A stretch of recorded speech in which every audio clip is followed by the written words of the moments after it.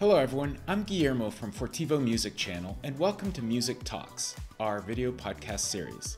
These are relatively short interviews with prominent people from all walks of life who don't work in the music industry, but who are in many ways impacted by music. Today we're going to talk with one of my European friends and colleagues, Raphael Roettgen, who is a venture capitalist focused on space-related startups.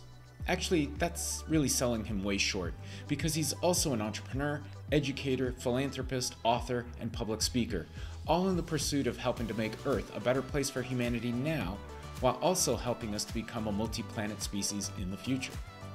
Raphael and I have spoken many times about the role of the creative arts generally in human history, both past and future, so it was good during this talk to discuss with him specifically the role that music can play. He had some particularly unique insights into how music will enhance the human experience as we expand beyond our home world. So let's get started. Here's my conversation with Raphael Roettgen. Raphael Roettgen, welcome to the show. It's good to have you here. Thanks, Guillermo. It's a pleasure to be here. And may I say, it's nice to be on the other side on a podcast for a change. Yeah, I love this. I know you've got a very successful space business podcast, so excited to have you on the other side of this one as well. So I'm actually been looking forward to this one because I know of all the guests that we've had on the show so far, you're the one that I actually speak with on a most regular basis compared to everyone else. And yet we've never really talked directly about this topic, about music. I know we've danced around it a little bit, talking about other things. So I'm excited to kind of hear your thoughts on music. So, and especially the list you put together was very eclectic too. So I'm looking forward to talking through that. Maybe as a way of getting started, maybe you can walk us through maybe some of your earliest memories about music, or if you had any musical training as a kid, or. Oh God, honestly, I wish I had. It's actually, I love my parents to bits, and there is retrospectively almost nothing I can blame them for. Yeah, especially at this point in time in my life, you know how it goes, right? Sort of you're a teenager and you kind of blame your parents for everything. And then you kind of increasingly, I think most people increasingly realize they're like really fantastic people and they did the best they could, right? And my parents have done amazingly well. But one thing I do blame them for is that they didn't force me to learn an instrument when I was young, right? Because, well, I've never had the experience, so actually I don't know, but I'm just imagining it's sort of similar to learning a language that when you're very young, even if it's a pain in the ass, and, I kind of watching people learn the piano, it does seem kind of like a pain in the ass, but you're a young kid, so you probably don't really notice. And then you gain a skill for life. So, they sent me to do sports and other hobbies and to the library and everything else. But for some reason, the music thing, and I guess it's because both of my parents are not really musical either. So I wish I would have had musical training, and it's certainly something I'm already doing with my kid. He's a little bit too young for actually learning how to play instruments, but as soon as that's a possibility, he will get to try out some. And then I'm just praying it won't be the drum set, but I mean, we'll see how it goes. And other than that, then there's sort of a gap in my memory, and it's basically, it goes straight to listening to music. I mean, first just on the radio, right? And then when I was a teenager, obviously starting to go to, I guess not obviously, but I started going to rock concerts. So I grew up in a middle-sized city in Germany, so it's not like U2 was coming through all of the time, right? But some decent bands came through. And so I started going to a few of these concerts. Embarrassingly, and this is something probably only German people will get, my first rock live performance was a German band which was very, very big at some point in time in the 80s called Modern Talking. And it was a peculiar German thing, but they were really very, very big. And it was one of the first instances where basically it was obvious that the music was just made to please the masses. It's sort of like they thought about, okay, what would be successful? And then pretty much all of their songs ended up sounding exactly the same. And they admitted that. But it was so bad that it was kind of good again, right? And these days I'm listening to it and it's just nostalgic. Also a special memory because I had my first kiss that concert, so it was very special. And then I kept going to concerts. You skip a few years forward. I was living in London several points in time in my life, and obviously London is sort of quite different from the the middle-sized German town. London, you could just, see whichever artist you wanted. And this is also when I was working in finance, and, we were kind of working hard and playing much, much harder. Let's put it that way. So that's kind of what we did. Is like, working is like, oh, U2 is playing tonight, or Coldplay is playing tonight. It's kind of when I was in London, sort of late 90s, early 2000s, and we're like, oh yeah, let's go, So I don't know how many actually U2 concerts I've been to. Quite a few, several Madonna concerts. She was still back at that time as well. Coldplay concerts, and yeah, nowadays it kind of died down a little bit. So I haven't been to a live show in a while. I think the last one I went to was probably 6-7 years ago. It was Bon Jovi in Sao Paulo.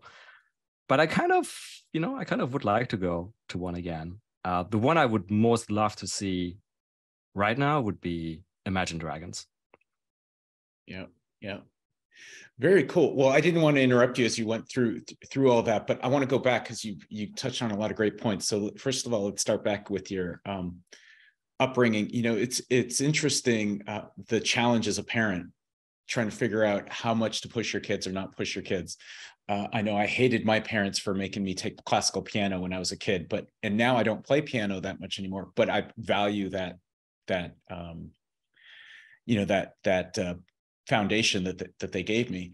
And then you mentioned that your son's not yet old enough to play, but it's also interesting in talking with people throughout these interviews of how much they were influenced by music their parents listened to, that they heard.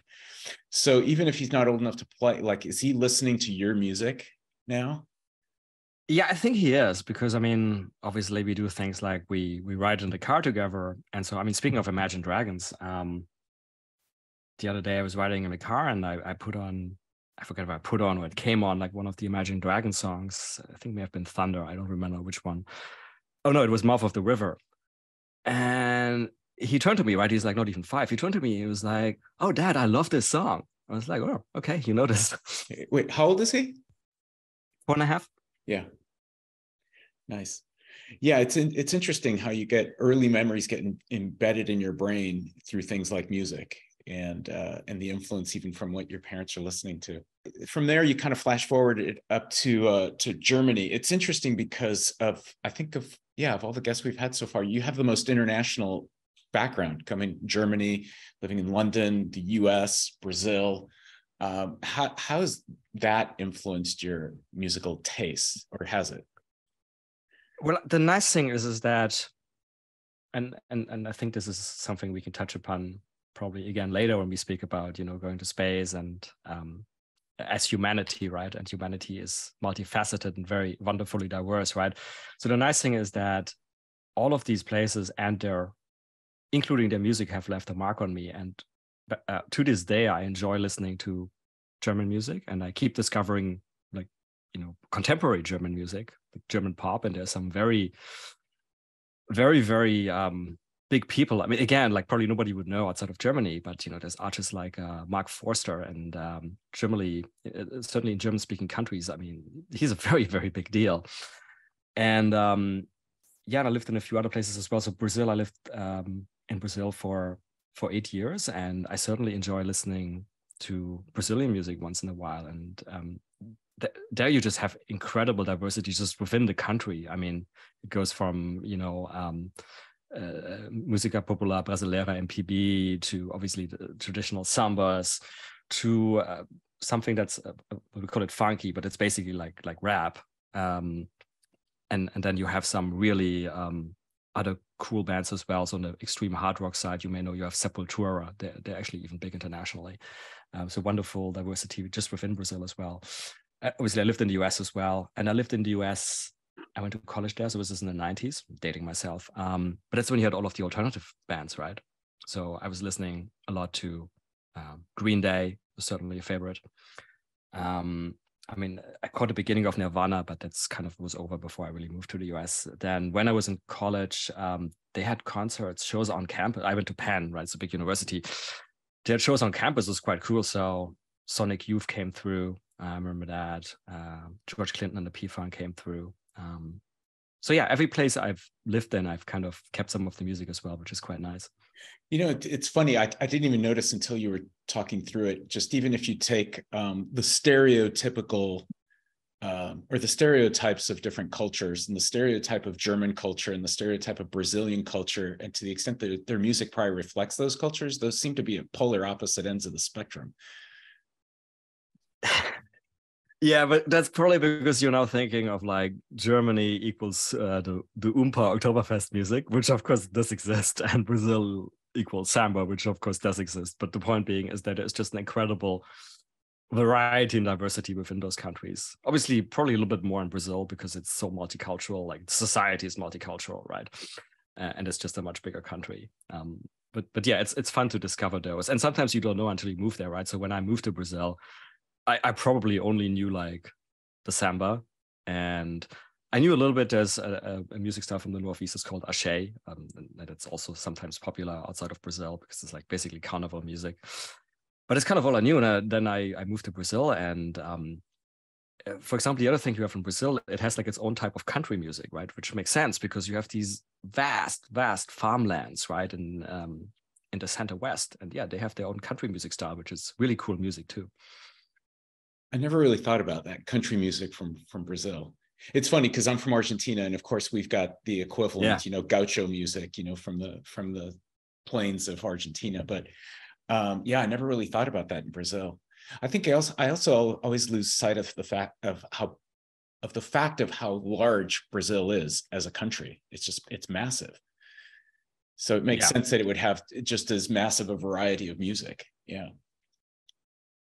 Yeah, and by the way, on the German thing, I wasn't necessarily thinking that. I was thinking the first time I ever heard of a German music other than like old classical music coming out of Germany was the Scorpions, the rock band.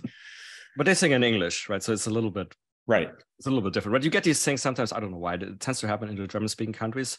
You have some bands as well in Switzerland, and they basically sing in English. And okay, why not, right? But the Scorpions are big. But I'm sure you have heard of. I mean, come on. There's some big cultural like German music references. If you go back in time, Kraftwerk. Yeah. Right, there you go. More recently and still going on, that a lot of my international friends love Rammstein. Yeah, and then of course, obviously, I also had to look at some of that when I was living in Zurich, right? So I was influenced by that as well. Hey, so I was going to go back and ask you about something else, but since you mentioned it already, and it's in your virtual background right now, why don't we talk a little bit about the space stuff? Because I mentioned at the beginning that you and I have kind of danced around this a little bit. And no, we're not going to talk about dancing. We'll talk about music. But you know, to the extent that we've kind of talked about music, it was more a subset of creative arts. And both you and I have worked a lot in doing whatever we can to help humanity become a multi-planet species. And I don't think I've told you this, but I think you've influenced a lot of my thinking with your thinking on the role that creative arts should play in that effort. So maybe you can talk a little bit about that, what role kind of creative arts should play in humanity's effort to become a multi-planet species. Well, I mean, they kind of have to be part of it, right? Because in my mind, creative arts, that's one of the things that defines us as humans and humanity, right? So I always say that until now, we've taken individual humans to space, right?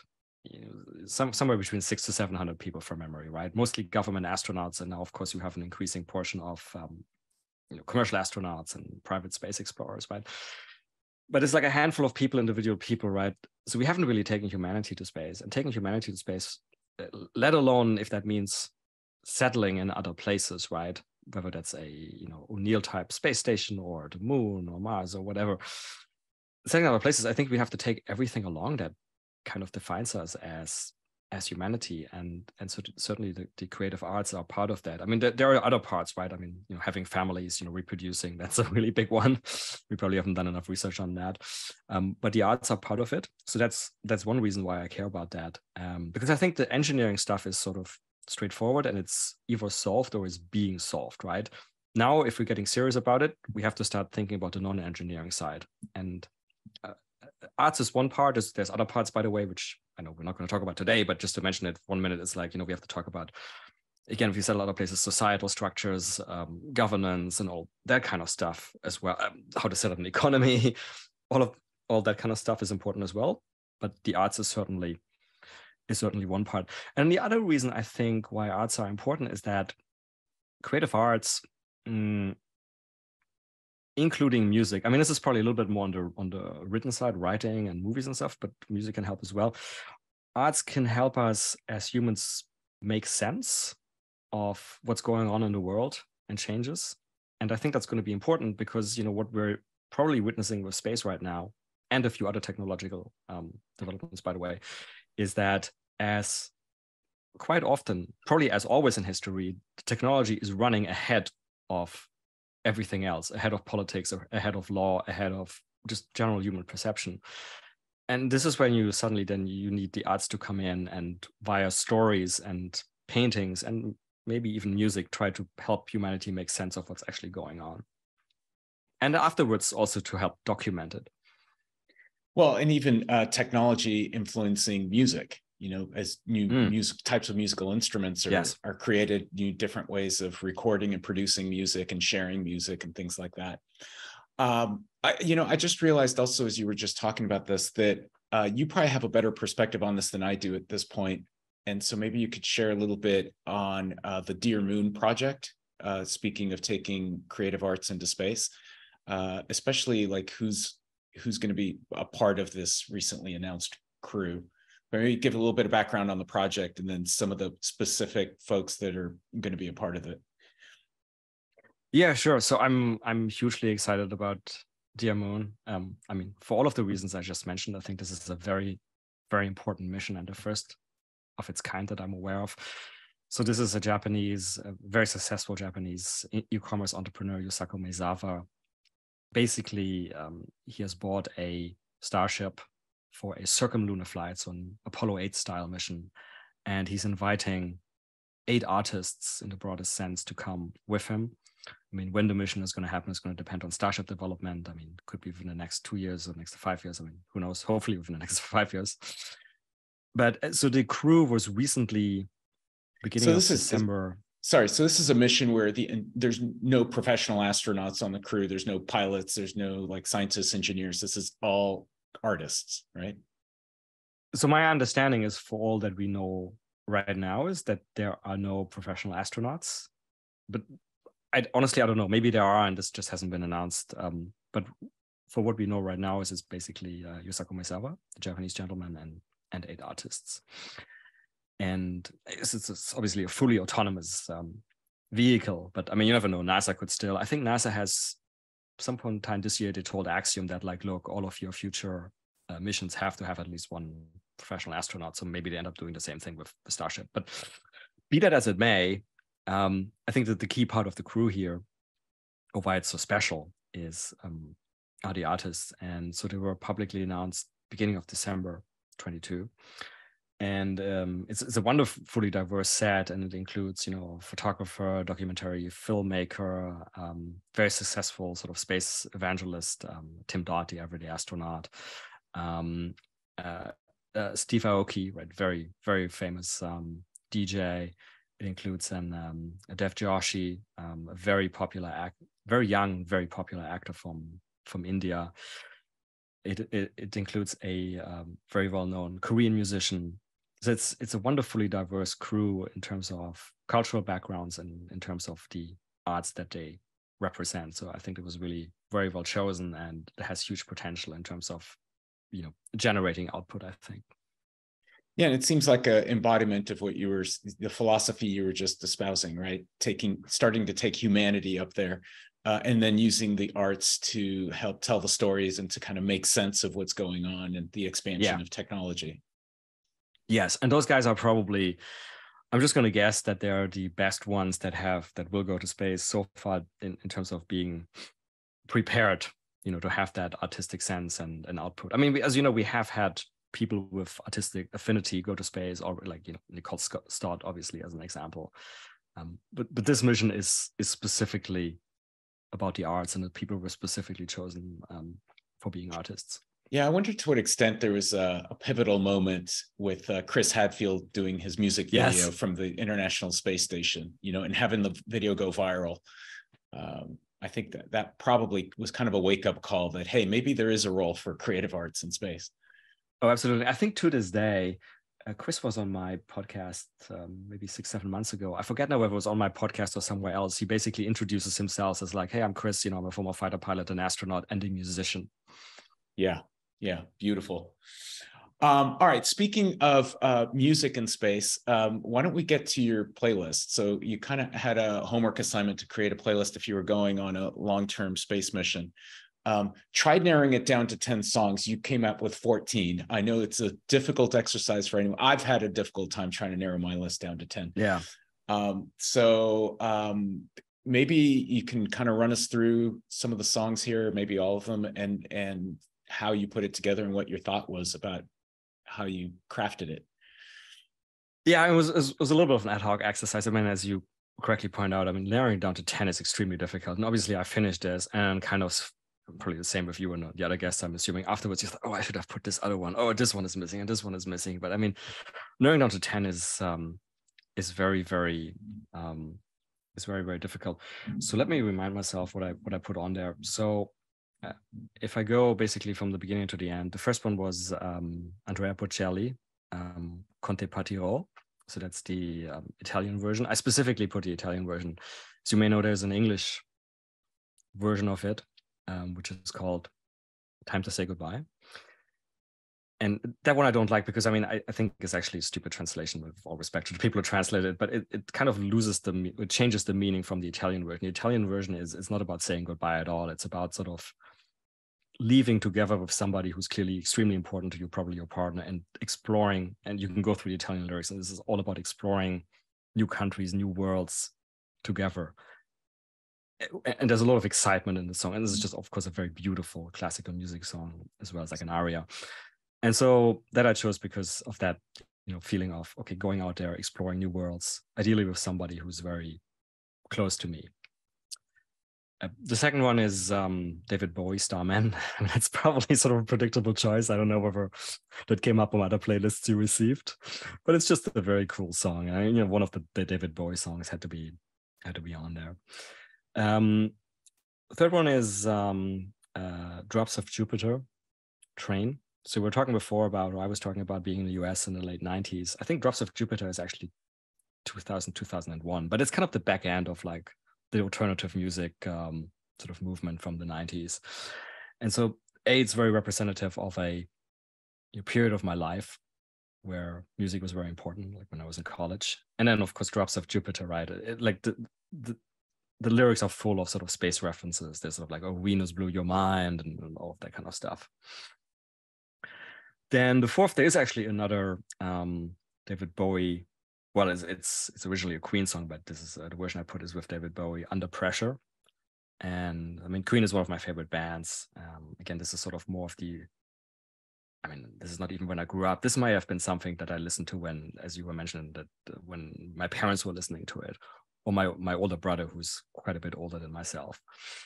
So again, it's a sort of significant of a certain part of my life, and David Bowie, of course, is often associated with space. By the way, I knew when I saw the list when you first sent it over, I knew you had you must have personal reasons for these various songs, but just like looking at the titles and like knowing what they were, I'm like, as a space person, I was looking at this going, oh my God, this is also perfect, even Under Pressure, yeah. Anyway, yeah. Sorry, go ahead. Enjoy the silence. Then, the next one. Same thing. Depeche Mode. So again, this is one of my favorite bands of all times. And again, it's very significant of a part of my life. Obviously, when I was relatively young in the 80s. But this is probably when I first got really sensitized to music, because I was getting old enough to kind of really appreciate it, listen on the radio and record it on tape. Now I'm really dating myself, but whatever, that's what we did back in those days. And Depeche Mode was one of the really big bands, and it's sort of, of course, electronic music. So it kind of had to be on there somewhere. And I could have picked quite a few Depeche Mode songs, but that's probably my favorite one. Then we have another classical one, and the classical ones are probably on there, almost definitely on there, because they just represent the beauty of creation. I mean, all of the songs I think that I put on there are beautiful in their own way, but the classical ones, the two classical ones, for Conchi Patiro is like a sort of modern version of a classical song, right? But the two classic songs are just absolutely beautiful in my mind. So Swan Lake is Tchaikovsky. That's one of them, the theme from Swan Lake. The next one, quite different from Swan Lake, it's from The Matrix, the movie soundtrack, Club to Death. And it was on there because, I mean, A, I like it as a workout song. B, it's sort of, it kind of fits in a space environment in a certain way, right? It's sort of like the technology and artificial intelligence and robotics and all of that. It kind of, the energy felt right to have it in a space playlist. Yeah, it's funny. As I read through the playlist, I also try imagining what this is going to sound like when we put together the playlist, and listen through it. And that, going from number 6 to 7, going from Swan Lake to Club to Death, I was like, okay, that's going to be jarring. But it's going to be jarring in a good way. It's going to be like going from one end of the spectrum to the other. It's almost like, I guess launching into orbit. You go from standing still to, 17,000 miles an hour in a matter of very little time. Yeah, I mean, this is actually, now that you mentioned, I forgot to mention that I put it in this order as well to some extent, because I was envisioning the sort of like, going to orbit, and then so something like Starman, Drops of Jupiter, and Under Pressure is sort of like the initial excitement, right? The launch. Then Enjoy the Silence is already you up in orbit. There's weightlessness. At least the main engine, maybe all of the engines shut down, you're coasting, right? So the silence, right? Then you probably start having these really amazing views, the curvature of Earth, the moon, the sun in the black sky. This is where like a classical music like Swan Lake may fit. I mean, if you remember classical themes, Stanley Kubrick 2001, right? The Richard Strauss Waltz, which is another one which could be on this playlist, right? By the way. But it kind of makes sense to me. And then you kind of start realizing it, okay, we're on a mission. This is like high tech. And then kind of you go back to like the Matrix soundtrack. Yeah, makes sense. Yeah, thank you for mentioning it. I had forgotten that there was some different rationale as well for putting this way. Forever Young, Alpha Will. So again, very sort of significant for a certain time in my life. Again, this is in the 80s, right? But then the lyrics, or something with the lyrics fits as well, but going to space and like, what are we doing there? What's going to be our future? Don McLean, American Pie. I mean, that is probably my favorite song, period. So it kind of had to be on there. Also, I mean, if we end up doing karaoke on the Starship, that's going to be my karaoke song. So there you go. And that's a long song with a lot of lyrics. So yeah, I remember all of them. And fortunately, if you're on a long space mission, you're gonna have plenty of time to teach the lyrics to everyone else in the crew anyway. So probably everybody else is gonna get completely sick of it, but yeah. But it's a good song you kind of like sing as a group for karaoke as well. So yeah, very nice. And of course, it has a lot of. I assume you know the song relatively, but it has a lot of cultural references, right? So to some extent, well, of a certain part of human culture, right? Of course, very American-centric, but to some extent, it's sort of like taking some of our history along and in a certain time of our history. Yusuf Islam, or formerly known as Cat Stevens, Father and Son. I mean, I think this is an incredibly beautiful song. Of the lyrics, and it's something like, if I went up there, it's to remind me of the most important role I play here on Earth, which is being a father. So something like that had to be on there. Survivor, Burning Heart. So this is again quite a change from Father and Son to Burning Heart. Burning Heart, if people remember, again, I'm dating myself, this is late 80s, early 90s. This is the theme of Rocky IV. This is when Rocky Balboa is fighting the Soviet guy. I mean, this is just my favorite workout song. It just gets me pumped. And as people may know, when we're up there, I mean, at least until we start building a spacecraft with artificial gravity, which we don't currently have. And even then, I mean, the point being, you just have to you have to work out a lot in space. basically to counteract muscles and bones basically disintegrating, atrophying. Yeah, when I saw that you put Survivor song from Rocky IV, I was surprised you didn't put a Survivor song from Rocky III, Eye of the Tiger. That would be the other one. Yeah. Incrementally, I liked Burning Heart a little bit more. I think the lyrics are really cool. Yeah. But Eye of the Tiger would be the other good one. Sunday Bloody Sunday, U2. So I mentioned U2 several times already. So of course it was one of my favorite bands. Probably still continues to be one of my favorite bands. Of course, a little bit less active now than they used to be. But I had to have a U2 song on there. And Sunday Bloody Sunday, I think, is a really good classic U2 song.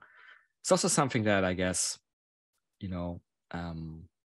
mean, if you know the background story of Bloody Sunday in Ireland, everything, it's sort of a reminder of, as humanity, there's strife and war and civil war and things like that. And, we should not pretend that it doesn't exist. So, it's interesting because I saw, with American Pie, Burning Heart coming from Rocky IV, the Soviet era, the Cold War era propaganda film, Rocky film, and basically, Sunday, Sunday Bloody Sunday. It's a way of like going space, leaving Earth, and yet kind of reminding yourself of the good and bad that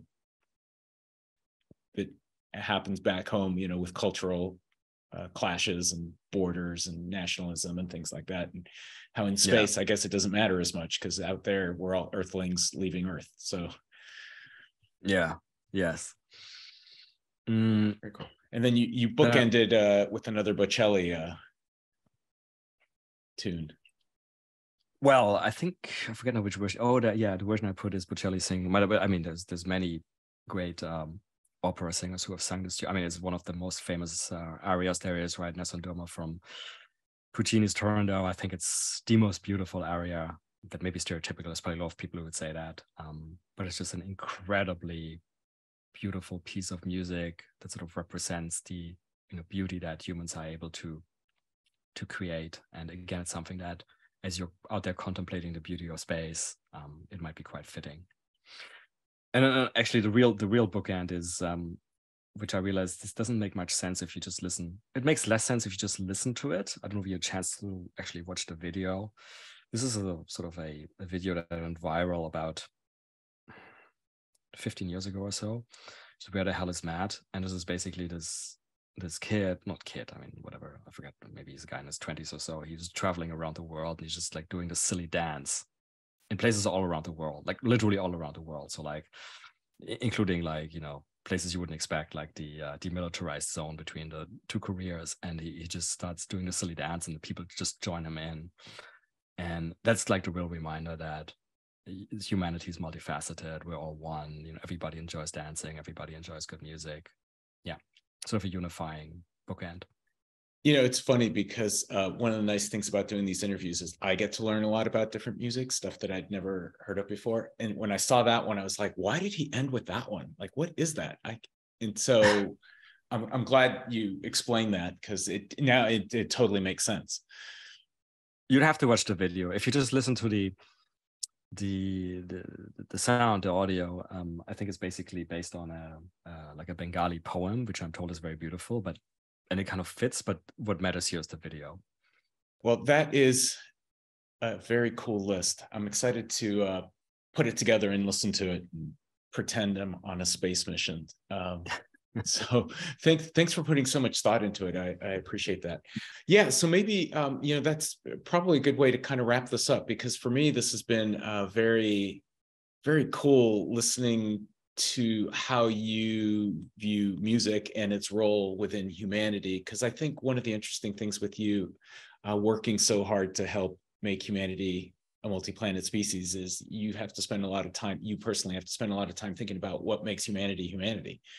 And so I think you've got this interesting perspective of where music fits into that, the greater whole. So that's been really fascinating for me. So I appreciate you sharing all those thoughts. Thank you, Raphael, for being here. And it's a pleasure. Talk to you soon. Yeah, and I'm really looking forward to seeing the other playlists as well, so I can learn some new music which I hadn't seen before or thought about before. Perfect. Great. Thanks, Raphael. Thanks. Well, I hope you enjoyed my conversation with Raphael Roettgen. As usual, we will include all of his information in the description below, as well as his 14-song playlist. Until next time, I'm Guillermo from Fortivo Music Channel, wishing you happy listening.